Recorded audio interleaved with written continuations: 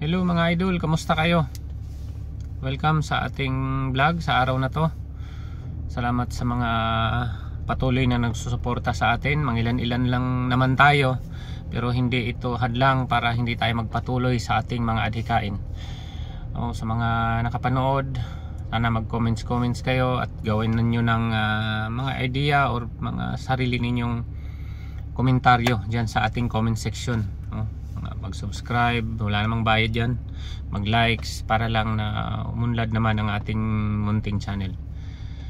Hindi to para lang sa hindi to about sa pera-pera lang na usapin. Ito ay about sa ating mga pinaglalaban na maaring magkapareho tayo ng pananaw, maaring hindi tayo magkapareho ng pananaw. Nirerespeto natin yan bawat isa.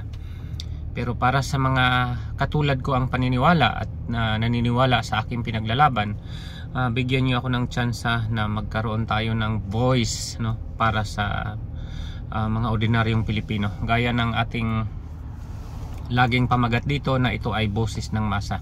Ordinaryong Pilipino, hindi tayo eksperto, hindi tayo abogado, pero tayo ay mga ordinaryong nagmamasid at bumabalasa kung ano man ang tunay na pangyayari sa ating bayan. So hindi tayo magtatagal dahil hindi naman ang ating format dito, hindi naman pang matagalan na oras-oras, no? Saglit lang tayo. Gusto lang natin bigyang reaksyon ng mga pahayag ng Malacanang, no? Diyan sa ano nila, mga sagot sa taong bayan at sa mga nakikita nila na mga kaguluhan dito sa or dyan sa Pilipinas na patuloy na nangyayari. So meron tayong narinig at napanood na pahayag ni Claire Castro, no, naturingang abogado,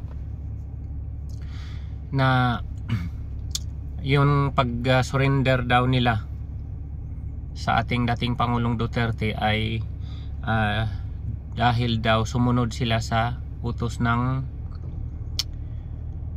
Interpol, dahil daw ay may red notice na. Yun yung ano niya, paikot sa taong bayan. Yung ginawa nila laging bobo ang mga tao, yung ginagawa nilang tanga ang mamamayang Pilipino.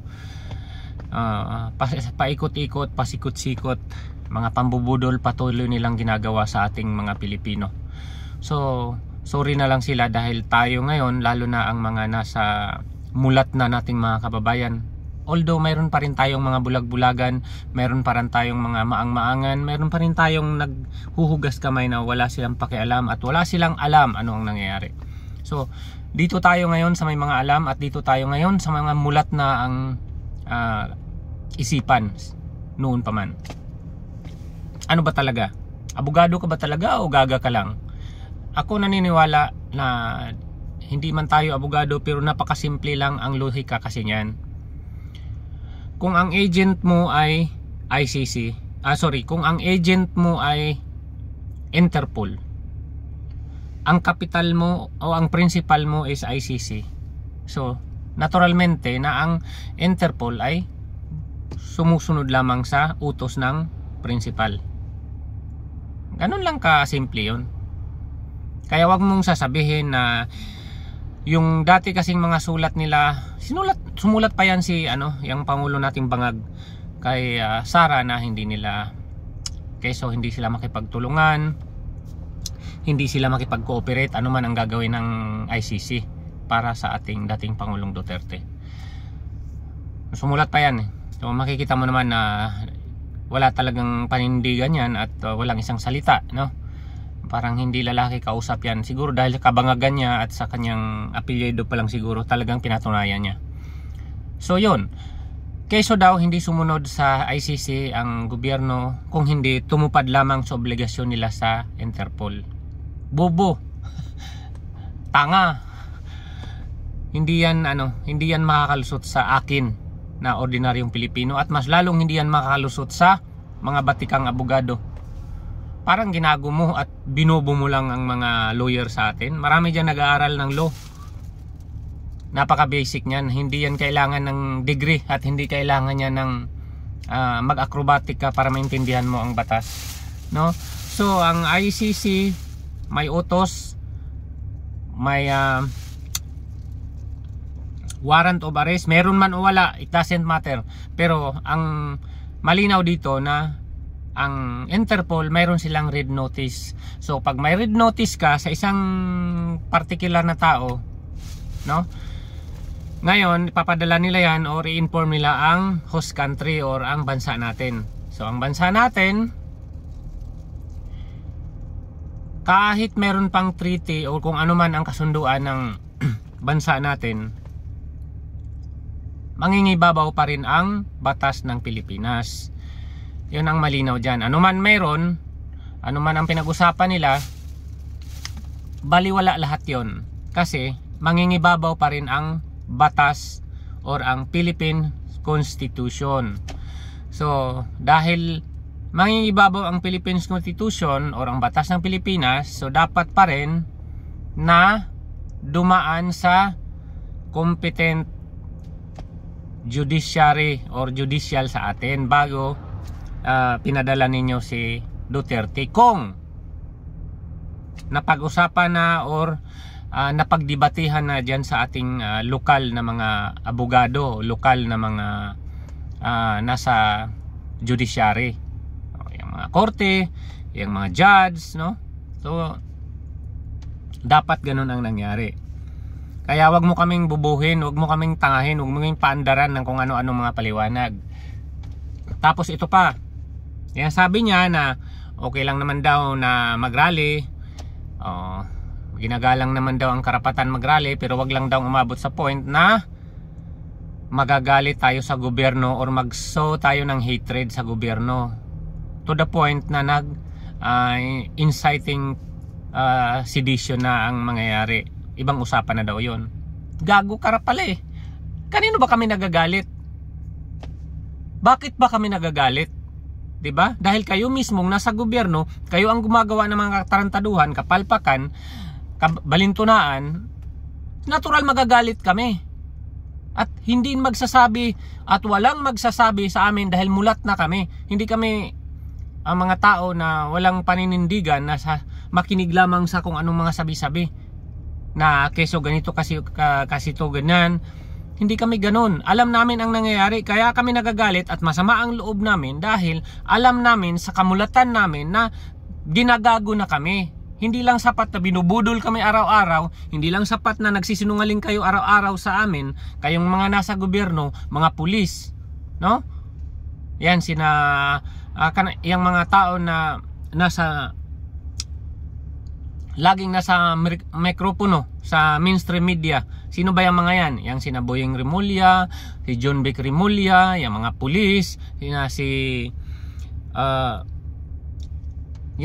spokesperson ng PNP, yung mga pagsisinungaling nila, lalong-lalo na ang pagsisinungaling ng presidente, yan ang nagpapagalit sa amin. At hindi si Duterte, hindi si Baste, hindi si kung sino-sino man yung mga tinutukoy ninyo na sinasabihan ninyo na nag-i-encourage ng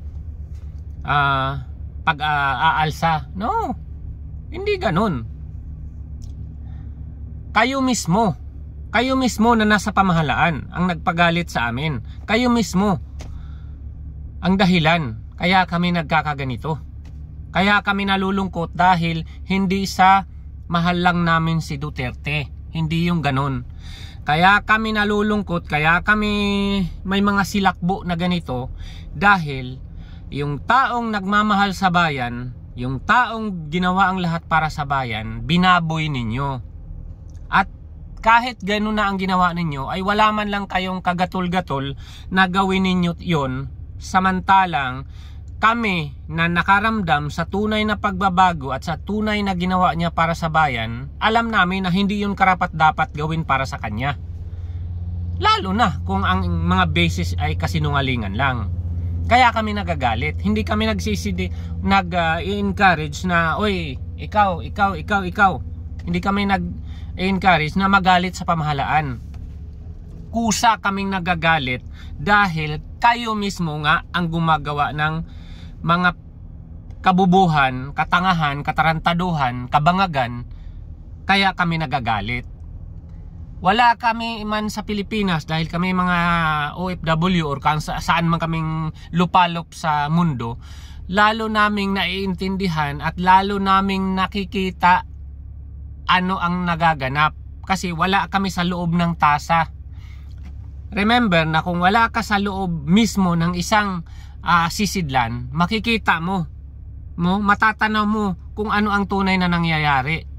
At dahil mayroon ka ng sariling pag-iisip, marunong ka ng mag-research, marunong ka ng gumawa ng paraan para alamin mo ang totoo at hindi, no need na sasabihin na naniniwala kami sa mga fake news lang, naniniwala kami sa mga sabi-sabi lang. No, yan ang malaking pagkakamali ninyo. Dahil kami ngayon na mga vlogger, sikat man o hindi, marunong na kami tumanaw anuman ang tama at mali. Hindi lamang dahil sa kami ay mga tao, hindi kami mga unggoy. Kung hindi, nagre-research na kami. Dahil hindi kami basta-basta maglabas ng aming mga saloobin, hindi kami basta-basta maglabas ng mga himutok namin na walang basihan. Meron at meron kaming basihan. Yun ang sinasabi namin lagi. Ngayon, sa mga sinasabi ninyo na mga kasinungalingan, sa tingin nyo ba natutuwa ang mga tao? Sa tingin nyo ba natutuwa kami na nasa malayo na ginaganyan ninyo ang ating bansa? Hindi, siyempre. Dahil nandyan ang aming mga pamilya, nandyan ang aming mga anak, pamangkin, lolo, lula. Nandyan sila. So ano na lang ang mangyayari sa bayan natin kung ganyan kayo? Diba ito ay isang hakbang na lamang tayo patungo sa martial law?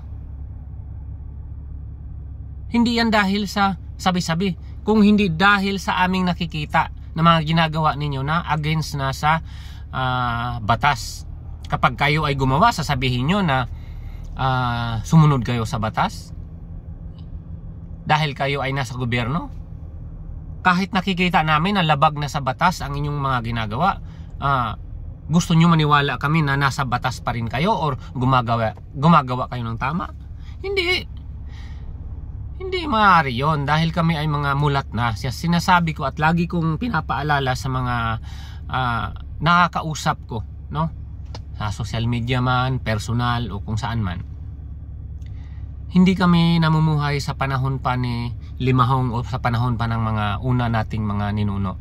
Nabubuhay kami sa mulat na society. Lahat ng mga resources, lahat ng mga pwede mong pagkuhanan ng impormasyon is nariyan available na. So may fake, merong tama, merong mali, merong half truth, half false. So lahat ng mga yan available na. Kaya alam na namin paano salain kung ano man ang tama at mali. Kaya kami naghihimutok dahil nakikita namin ang katotohanan na lagi nyong dinidinay sa amin at lagi nyo kaming ginagago. Yun ang lalong nakakasakit, di ba? Dahil kapwa mo Pilipino, kapwa mo kalahi ang gumagago sa'yo. At hindi lang yun. Yung buhis na ginagamit para sa mga sweldo ng mga hayop na yan, yung mga taxes namin ng mga OFW at sa lahat ng mga nagbibigay or siyempre obligado ka magbigay ng tax mo, buhis mo kahit nasa Pilipinas ka. Yun ang ginamit ninyo para ipatapon si Pangulong Duterte. Ano pa? Para sweldohan kayong mga nasa gobyernong wala naman kayong ginawa ngayon na mabuti para sa tunay na mamamayan? Bakit pa kayo sinisweldohan? Di ba ang pangunahing obligasyon ng pamahalaan ay to serve and protect the Filipino people?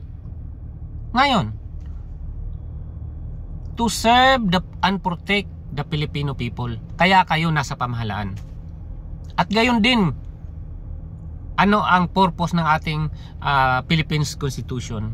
Diba? Para sa ikakabuti? Para maproteksyonan hindi lamang ang ating bansa kung hindi mismo ang taong bayan. Pero anong ginawa ninyo? Ginawa ninyo, nag-weaponize kayo ng gobyerno ngayon. ginamit ninyo ang kaban ng bayan sa lahat ng mga kabalintunaang ginagawa ninyo, pamulitika man, pang-aapi man, pang-uupres man sa mga kalaban sa politiko o kalaban sa politika. Nakikita namin yan, hindi kami bulag.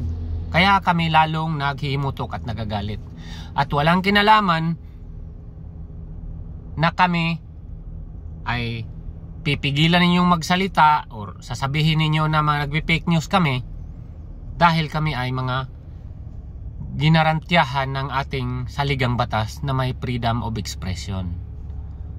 At yung freedom of expression na yon, hindi yon garantiya lamang sa lahat ng mga nakadirinig na mga balita or kung anumang sabi-sabi ay katotohanan lamang. Lahat yon, kahit ano pa yung maririnig mo, kay fake news, kay hap or true or whatever na maririnig mo, may garantiya yon sa ating saligang batas na kailangang maihayag. Diba? Article 3 Section 4 of the Bill of Rights, Philippines Constitution. No law shall be passed abridging the freedom of speech and expression. Kasama yon. So, kahit kami na wala dyan sa Malacanang, kahit kami na walang pasahod galing sa gobyerno, mayroon din kaming karapatan na salita or ihayag ang aming mga saloobin, ang aming mga pagkadismaya, ang aming pagkagalit or ang aming mga paghihimutok sa gobyerno na imbis na proteksyonan kami or tayong mga mamamayang Pilipino, ang ginawa ninyo, a very classic example kung anong ginawa nyo kay Rodrigo Duterte. So, wala kayong okay, itabi na natin yung wala kayong utang na loob kasi wala naman talaga. Siya naman siguro ang trending ngayon. Wala na tayong utang na loob. Okay. Wala nang problema, walang utang na loob. Wag na kayong magtanaw ng utang na loob sa mga Duterte. Wala namang problema doon eh. Ang sa amin lang, sundin nyo ang batas o sinunod sana ninyo ang batas. Ano ba o paano ang gagawin sa mga kaso na kagaya sa sitwasyon ni Duterte? Diba? Binaypass ninyo ang ating mga lawyer sa Pilipinas, ang ating mga Supreme Court Justices sa Pilipinas. Binaypass ninyo, pinadala ninyo sa the heck. What the heck? Wala na kayong lakas, wala na kayong puwersa, o wala na bang silbi ang ating mga attorney, ang ating mga justices sa Pilipinas, ang ating mga huwes? Wala nang silbi? Diba? Malinaw na hindi lang patuloy na pambubudol ang ginagawa ng gobyerno na to, kung hindi patuloy na paglapastangan sa ating mga karapatan gamit ang kaban ng bayan. Yan ang lalong nagpapainit at nagpapasakit sa mga Pilipino. Kaya hanggang dito na lang muna sa araw na to, sa ating video, sa ating vlog. Hopefully may natutunan kayo, at kung kayo man, uulitin ko, kung kayo man ay sa inyo, siyempre may internet, pero sa mga kaibigan, kapamilya, kakilala ninyo sa probinsya, no? Sana maging liwanag kayo para sa kanila, para maliwanagan sila anuman ang nangyayari sa ating pamahalaan ngayon. Noong panahon ng 80s, 60s or 70s, ang labanan kasi noon, kung wala ka sa gobyerno, pupunta ka sa kaliwa. Diba? Which is, ganon ang tinitake advantage yun ng mga kakaliwa noon. Nakagalitin ka, magalit ka sa gobyerno para maghimagsik ka at mag-alsa ka against the government. Yan ang tinitake advantage ng NPA noon. Hanggang ngayon, ganyan pa rin, pero hindi na nila mauto ang mga Pilipinong mulat na. Siguro noon, pero ngayon hindi na. At ngayon ang lalong mahirap kasi hindi ka makatakbo sa kanayunan dahil yung mga taong yon, yung mga NPA yon, alam mo na mali ang kanilang pinaglalaban. Hindi ka rin makatakbo sa gobyerno kasi alam mo na mali ang gobyerno. 'di ba? Lalong mahirap kung wala kang matakbuhan. Pero naniniwala ako na kapag nagkaisa tayo, mga Pilipino, at lalo na tayong mga mulat na sa katotohanan, naniniwala ako na one way or another may matutulong tayo sa ating pamahalaan, sa ating mga Pilipino. Mahiya naman tayo doon sa nagsasabi na puro ka lang salita. Mahiya naman tayo doon sa nagsasabi na ngaw-ngawa ka lang ng ngaw-ngawa, wala ka namang magagawa. Nahiya tayo doon dahil hindi man tayo bayani, pero isipin natin ang mga ginagawa ni na Jose Rizal, ang ginagawa nila Juan Luna. Hindi yung mga tipo ng mga tao na nakipaghimagsikan gamit ang mga barel or gamit ang violence. Sila ay nakikibaka at nakikipaglaban gamit ang bullpen at gamit ang kanilang kaalaman, karunungan sa pagsasalita, either bigkasin man or isulat. Kaya ito ang panahon para masusubukan tayo sa kapanahunan ng ganitong mga panggigipit ng ating pamahalaan. Dapat matuto tayo mamulat at mananatiling mulat, no? Ano man ang ating mga pinaglalaban, dahil naniniwala tayo na dahil sa atin, sa'yo, sa akin, naniniwala tayo na patuloy nating mapaunlad or mamulat ang mga Pilipino when it comes to kaalaman para sa ating kinabukasan. Maraming salamat mga kababayan. Hanggang sa muli, mabuhay tayong lahat.